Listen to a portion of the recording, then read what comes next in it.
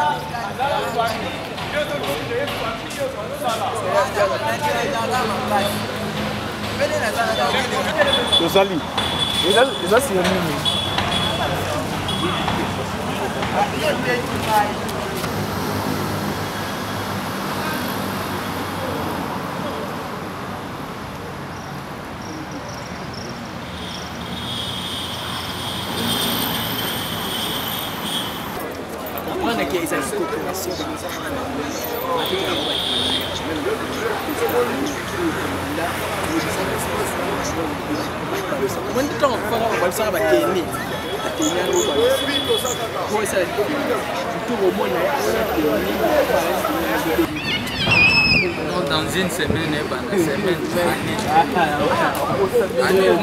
aussi la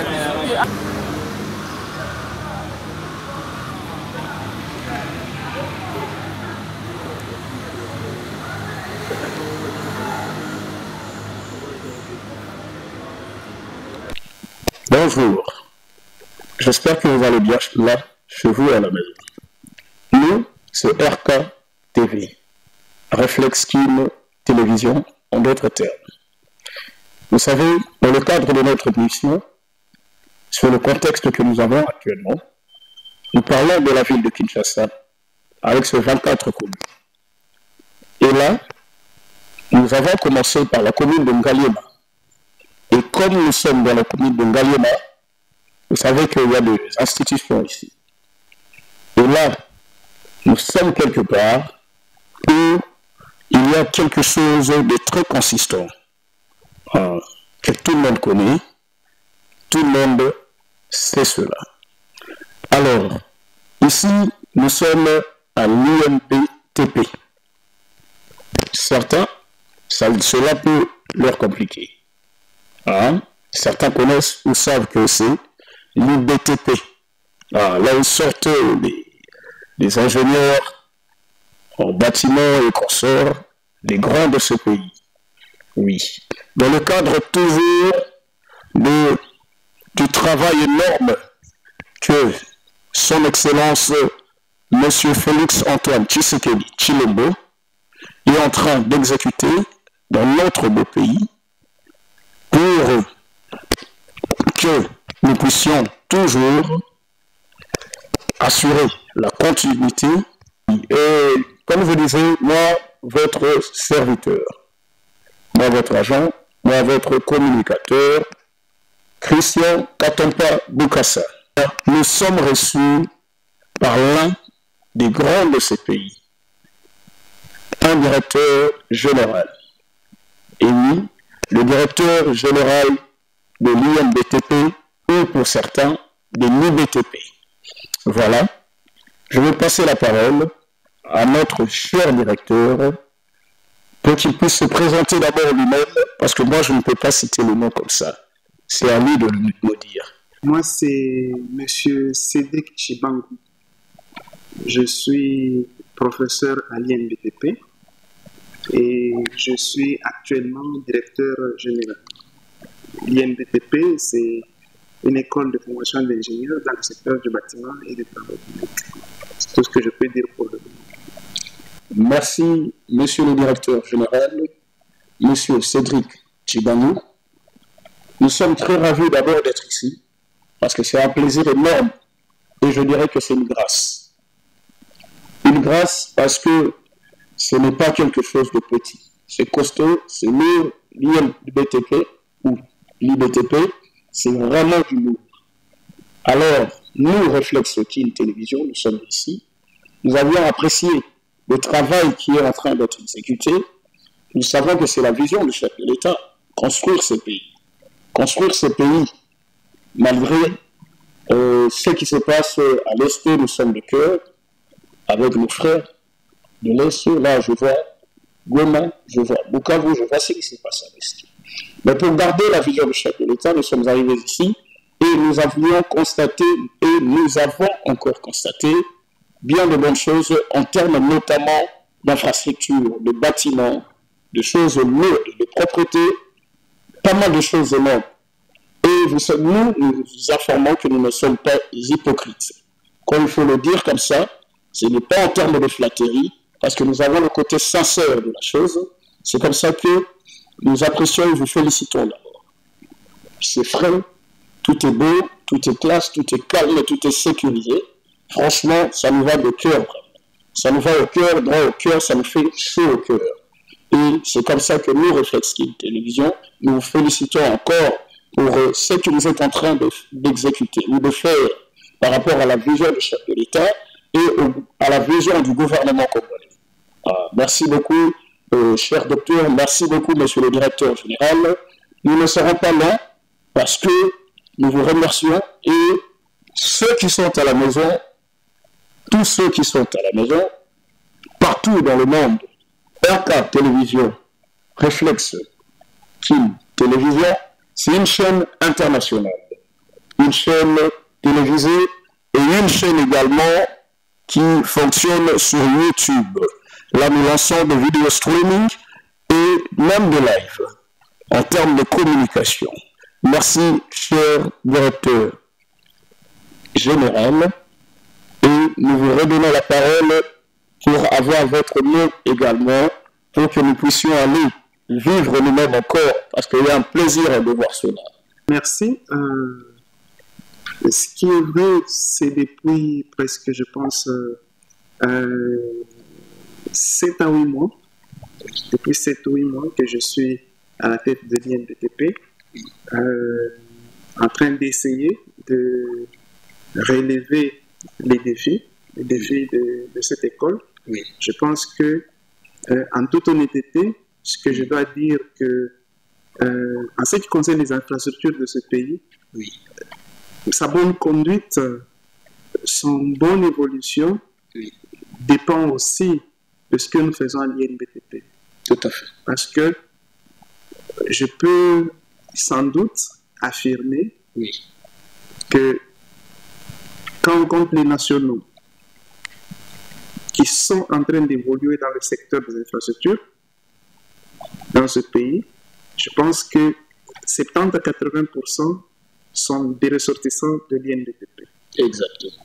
Et je pense avec le projet de 145 territoires, oui, qui a été lancé par son Excellence, Monsieur le Président de la République, Félix Antoine Tshisekedi Tshilombo, je pense que c'est avec ce projet que nous avions compris tous, oui, la grandeur, l'importance, l'immensité du travail et du devoir de l'INBTP. Parce qu'il n'y a presque pas un territoire où s'exécutent les travaux sans ingénieurs BTP. Surtout si on veut prendre l'ancienne configuration IBTP avec les architectes et les urbanistes. Donc, il n'y a aucun territoire de ce pays où il n'y a pas un seul ressortissant de l'ancien IBTP. Oui. Mais moi, mon problème n'est pas celui de trouver les ingénieurs à gauche et à droite. Mais mon problème, c'est de faire en sorte que les ingénieurs qui se retrouvent à gauche et à droite soient des ingénieurs compétents. Compétents parce que c'est très important pour qu'ils assurent pleinement leur mission. Oui. Et je pense que nous, en tant qu'université, nous, en tant que temple de formation de ces ingénieurs qui sont censés réaliser les projets d'envergure, réaliser les études, superviser les travaux, nous pensons que nous devons travailler dans la vision de l'excellence. La vision de l'excellence, ça signifie apprendre aux gens la méritocratie, apprendre aux gens la rigueur dans le travail, apprendre aux gens la citoyenneté, apprendre aux gens le patriotisme, surtout en cette période d'agression de notre pays. Parce que je pense que quand on a un sens élevé de patriotisme, on ne détournera pas l'argent qui est destiné à construire un pont. Tout à fait. Quand on est animé de patriotisme, je ne pense pas qu'on laisserait un expatrié qui est en train de construire une route réduire l'épaisseur de la chaussée parce que à côté, il va vous donner X ou Y bénéfices, profit. Donc, je pense qu'en tant que temple de formation, tous ces éléments, toutes ces valeurs doivent être des éléments que nous devons mettre au quotidien, au quotidien de nos étudiants. Donc, ce que je veux dire, c'est que je commence d'abord par remercier et féliciter Son Excellence Madame la Ministre pour le travail qu'elle est en train d'abattre, non seulement sur les universités, mais aussi en faisant du secteur de l'enseignement comme étant un secteur clé. Aujourd'hui, l'ESU peut être considéré comme étant un acteur clé de ce pays. Un acteur clé de ce pays qui, à un certain moment, avait été oublié. Donc, avait été oublié. Aujourd'hui, je pense que l'ESU montre qu'il peut être mobilisé comme étant un seul homme capable d'apporter des réponses aux problèmes de notre pays. Donc, merci pour votre passage à l'INBTP. Merci pour l'opportunité que vous nous donnez de nous exprimer afin de pouvoir peut-être faire comprendre aux uns et aux autres que l'INBTP, aujourd'hui, nous avons pris vraiment la décision d'accompagner l'État dans la rénovation des infrastructures, dans la planification des infrastructures, dans la réalisation des infrastructures, dans la conception des infrastructures. Donc, je pense que le travail est énorme, il est important, c'est vrai, mais pas impossible à réaliser.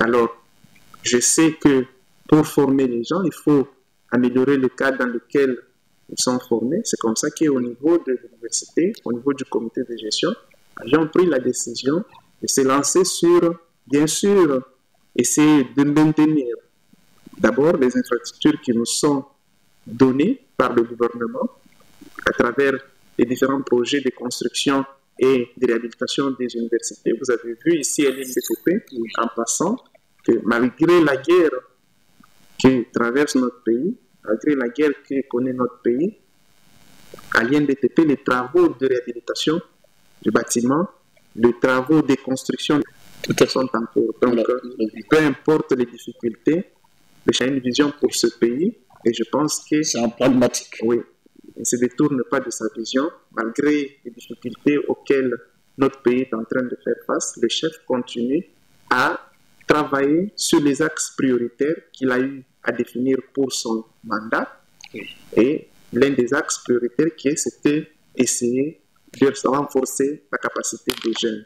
Et ce renforcement des capacités des jeunes passe par la formation. Tout à fait. Et la formation nécessite des infrastructures adéquates pour que cela se fasse dans de bonnes conditions. Et ici à l'INBTP, tous ceux qui doutent peuvent passer ici pour venir palper du doigt les travaux qui sont en train d'être faits ici chez nous au niveau de l'INBTP.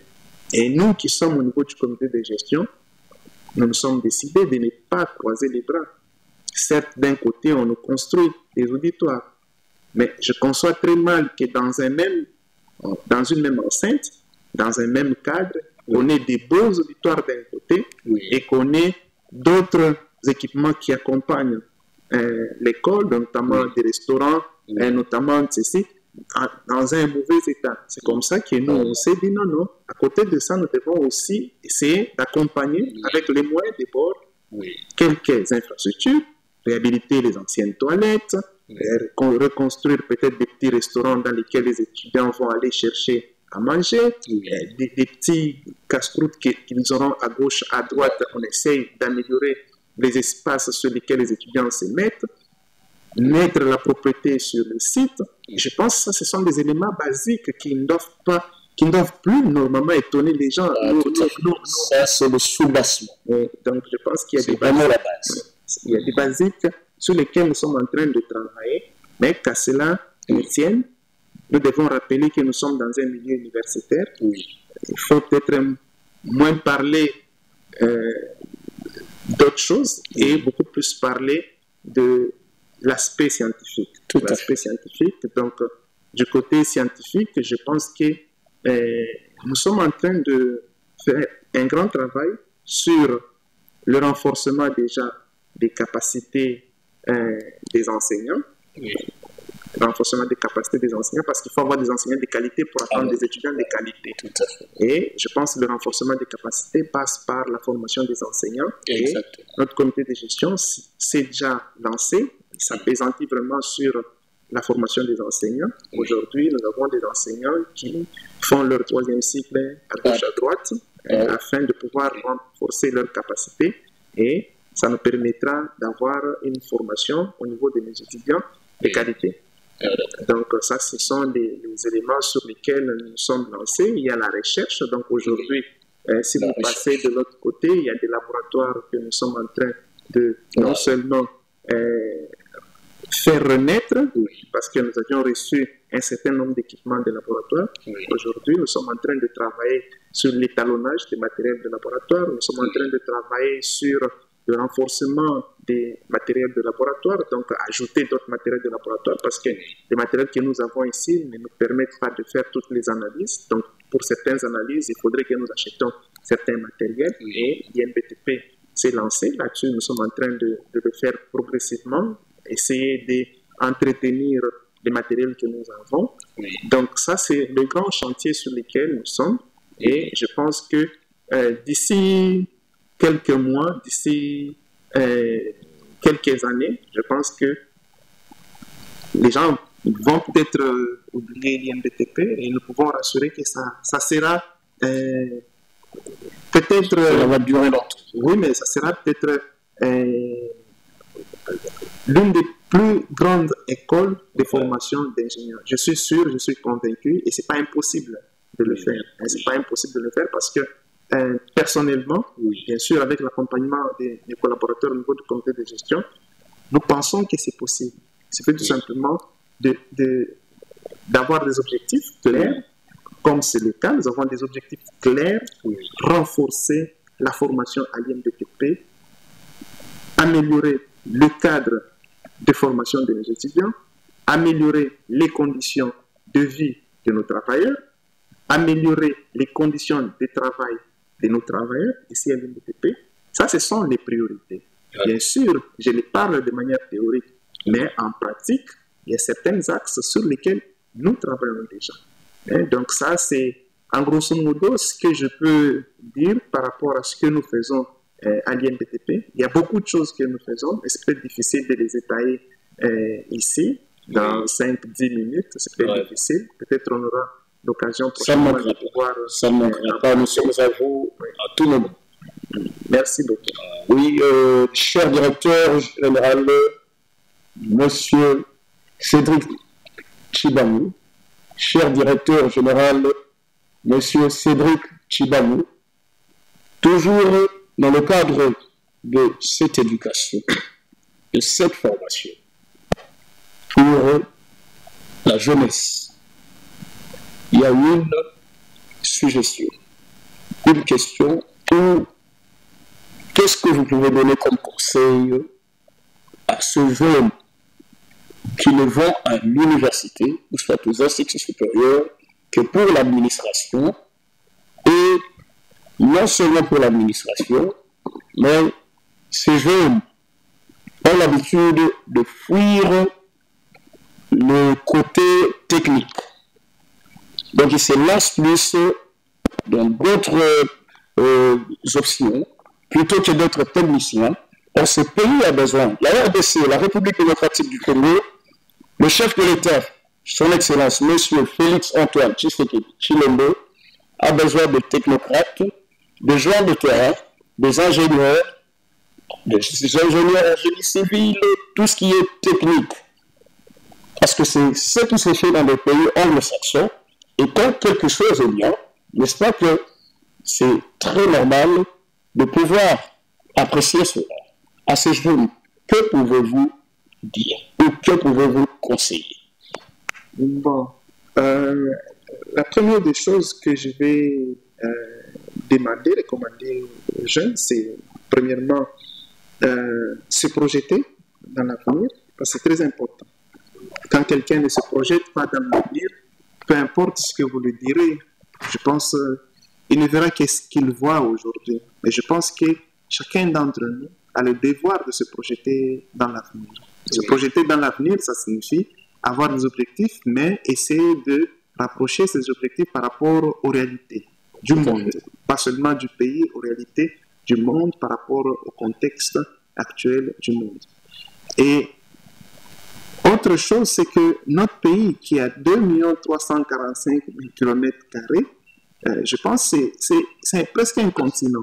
Tout à fait. En tant que continent, son développement dépend bien sûr d'un certain nombre d'éléments, mais principalement de la partie technique. De la partie technique, je ne veux pas dire ici, surtout dans un milieu universitaire, qu'il y a des disciplines qui ne sont pas importantes. Toutes les disciplines sont importantes, mais je pense que notre pays a besoin de beaucoup plus de techniciens. Beaucoup plus de techniciens. Le domaine technique est trop important pour le développement de toute nation. Donc, je pense qu'aujourd'hui, l'électronique, l'informatique, l'agriculture, l'hydraulique, la construction, la chimie, la physique, je pense que tous ces domaines font partie des domaines, je pense, prioritaires pour notre pays. Prioritaires pour notre pays. Et sans cela, c'est difficile que notre pays puisse se développer. Il faudrait que nous soyons en mesure, nous-mêmes, de pouvoir produire, fabriquer, concevoir nos machines, nos engins, nos routes, nos appareils. Tout cela, nous devons être en mesure de le faire. Si nous ne serons pas en mesure de le faire complètement, mais que nous soyons en mesure de faire ne serait-ce qu'une partie, parce qu'aujourd'hui, le monde dans toute sa diversité, sa complexité, par moment, vous avez des éléments qui sont faits à partir de la contribution de plusieurs pays. Mais il faudrait que notre pays puisse aussi s'insérer dans cette dynamique de contribuer à la fabrication, à la production de certains éléments. Aussi longtemps que nous ne produisons rien, il sera difficile pour nous de nous imposer dans ce monde aussi capitaliste que celui dans lequel nous sommes en train de capitalisme. Donc, aux jeunes, je peux leur demander d'avoir confiance en eux, parce que très souvent, les gens ont peur d'aborder les sciences techniques en estimant que c'est difficile. Mais qui vous dit que c'est difficile? Ceux qui les mathématiques, non, mais la physique, la chimie. Mais ceux qui sont là, en quoi sont-ils différents de ceux qui ne veulent pas y aller? En quoi sont-ils spéciaux? Il suffit seulement de se discipliner, il suffit seulement de le vouloir, il suffit seulement de se déterminer. Et je pense que tout est possible à celui qui croit. Tout est possible à celui qui est déterminé. Tout ce qu'on cherche à avoir, surtout en toute honnêteté, en toute méritocratie, si on le veut, on peut l'avoir. On peut l'avoir. Et moi, aujourd'hui, ce que j'aimerais aussi dire aux jeunes, c'est quoi? C'est que nous ne devons pas donner l'occasion aux yeux de continuer à dire qu'ils sont jeunes, il ne faut pas leur donner des responsabilités. Nous devons nous comporter en toute responsabilité. Je prends aujourd'hui, les gens, certains pensent que je suis encore trop jeune, mais moi j'estime que j'ai suffisamment d'âge pour assurer toutes sortes de responsabilités. Je pourrais assumer, je suis bien convaincu. Et je pense que le mandat d'aujourd'hui, pour moi, c'est un mandat de jeunes. Et j'ai le devoir de réussir, pas seulement pour moi, mais pour tous les jeunes. Parce que si j'échouais, je pense que j'aurais trahi la confiance de tous les jeunes qui sont à côté de moi, de tous les jeunes qui sont derrière moi, de tous les jeunes qui croient en moi. Et je pense qu'aujourd'hui, la réussite dont nous estimons faire preuve, la réussite que nous sommes en train de chercher tous les jours, donc chaque jour, je pense à ce que ce mandat qu'on m'a donné par son Excellence, Monsieur le Président de la République, à travers son Excellence, Madame la Ministre de l'Enseignement supérieur et universitaire, ça doit être un mandat réussi. Parce que la réussite, elle sera partagée par tous les jeunes. Nous aurons au moins la possibilité de dire aux aînés, non, vous pouvez aussi vous mettre de côté et nous laisser faire. Vous pouvez aussi nous laisser de l'espace pour que nous puissions vous accompagner. Donc, c'est très important pour moi de rappeler tous les jeunes à la conscience, rappeler tous les jeunes à la discipline, afin que nous ne puissions pas rester des observateurs, des observateurs qui subissent par moments certaines choses qui sont des acteurs, mais pour cela, il faudrait avoir une attitude, il faudrait passer par la formation, il faudrait passer par l'apprentissage. Et en tant que technicien, je pense que je ne peux que recommander aux autres de devenir technicien, parce que le monde technique, c'est un monde qui a plein d'opportunités. Les opportunités dans le domaine technique, je peux même dire qu'elles sont illimitées. Elles sont illimitées. Chaque jour, on a la possibilité de sortir une nouvelle technologie. Chaque jour, on a la possibilité d'avoir une nouvelle approche. Chaque jour, on a la possibilité de faire quelque chose de nouveau, toujours utile pour notre société. Toujours utile pour notre société. Donc, pour terminer, je peux dire que j'encourage les jeunes à embrasser le domaine génie civil, donc le domaine de la construction, le domaine de l'électromécanique, le domaine de l'électricité, le domaine de l'informatique, le domaine de l'agronomie, parce que l'agronomie, l'agriculture, elle est trop importante surtout pour notre pays. Quand vous avez un pays qui commence à avoisiner 100 millions d'habitants, le premier problème qui se pose, c'est le problème d'alimentation. C'est un besoin physionomique auquel personne ne peut se soustraire. Et je pense qu'aussi longtemps que nous n'arrivons pas à réaliser ou bien à atteindre l'indépendance alimentaire, l'autosuffisance alimentaire, mais c'est un problème. C'est déjà un premier, le premier signe vers l'esclavage, vers la dépendance. Donc je pense que le secteur d'agriculture, d'agronomie, c'est un secteur trop important pour nous. C'est un secteur que nous devons vraiment essayer de développer. Et nous, par exemple, ici à l'INBTP, nous avons des filières qui accompagnent le secteur de l'agriculture, notamment, par exemple, le secteur des routes. Parce qu'à chaque fois qu'il y a de l'agriculture, il faut des routes pour l'évacuation des produits agricoles. Et c'est comme ça que nous parlons des routes de dessert agricoles, leur importance, ainsi de suite. Tout ce que vous parlerez, par exemple, de l'agriculture, par moment, il y a l'agriculture hors saison. Il faudrait l'irrigation. Ici, chez nous, nous avons des gens qui sont spécialistes dans le domaine de l'hydraulique, qui peuvent concevoir des ouvrages d'irrigation, qui peuvent concevoir des ouvrages de stockage d'eau pour l'irrigation, qui peuvent... Donc, nous accompagnons le secteur agricole et je pense que ça, c'est un appel que je lance non seulement à tous les jeunes, mais à toutes les autorités, à toutes les autorités du pays, de pouvoir vraiment encourager, améliorer les conditions d'apprentissage, les conditions de formation, surtout dans le domaine agricole, parce que en toute liberté de penser, je continue à croire que le domaine agricole, c'est un domaine très important que nous ne devons pas négliger, que nous devons par contre prioriser. Et je pense que cela rencontre la vision du chef de l'État qui a parlé de l'élevage du sol sur le sous-sol. Ce n'est pas un slogan, mais c'est plutôt une réalité. Nous devons faire en sorte que le sol puisse prendre de plus en plus de l'importance par rapport au sous-sol. Parce que le sous-sol, c'est vrai, il vous donne une richesse, mais une richesse que j'appellerais éphémère. Pourquoi? Parce qu'elle est passagère. Les ressources que nous puissions du sous-sol sont des ressources qui sont très souvent épuisables. Mais par contre, lorsque on fonde son économie sur l'agriculture, lorsqu'on fonde son économie sur une ressource que j'estimerais inépuisable, je pense que c'est très important pour le développement de notre pays. Donc, en soi, il y a beaucoup de choses à dire là-dessus, mais je pense que l'essentiel, et elle peut être résumée en ces mots-là. Merci beaucoup, cher directeur général. Merci beaucoup, docteur Cédric Tshibamou. Et en vous regardant, je demande à ces jeunes à qui ou chez qui vous venez de prodiguer conseil de ne pas fuir les mathématiques, de ne pas fuir la physique, de ne pas fuir la chimie, de ne pas fuir à l'université, la Polytechnique par exemple. Ça c'est un conseil pour que nous puissions, là je m'introduis également pour dire que nous devons concrétiser la vision du chef de l'État, son Excellence, M. Félix Antoine Tshisekedi Tshilombo. Et dans ce cadre de cette émission, ou de cette, je dirais, cette communication, qui nous a été vraiment chère et qui nous touche au cœur, vous également à la maison, Nous parlons de 24 communes de la ville de Kinshasa. C'est dans ce cadre que nous sommes ici.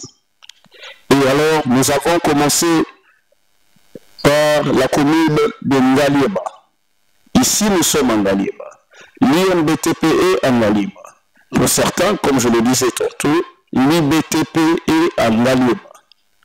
Nous allons continuer cette série d'interviews et de reportages pour vous satisfaire à la maison et pour que vous puissiez également, pour ceux qui n'ont pas encore pris conscience, de prendre conscience. Ce pays a besoin de nous. Ce pays a besoin de cadres, de gentlemen. Hein? Donc, c'est à nous de prendre conscience, tel que vient de nous le dire, plutôt, le docteur Cédric Tshibangou. Je remercie également Madame la ministre, tel que venait de le dire ou de le faire le directeur général. Merci à vous pour le compte de RK TV, qui signifie Réflexe Kin Télévision. Moi, votre humble serviteur, votre communicateur, Christian Katompa Bukassa, je vous remercie pour le compte de tous ceux qui ont intervenu pour l'exécution de cette communication. Je vous remercie et je demande à ce que vous restez bénis chez vous à la maison. Merci, merci à vous. Merci beaucoup.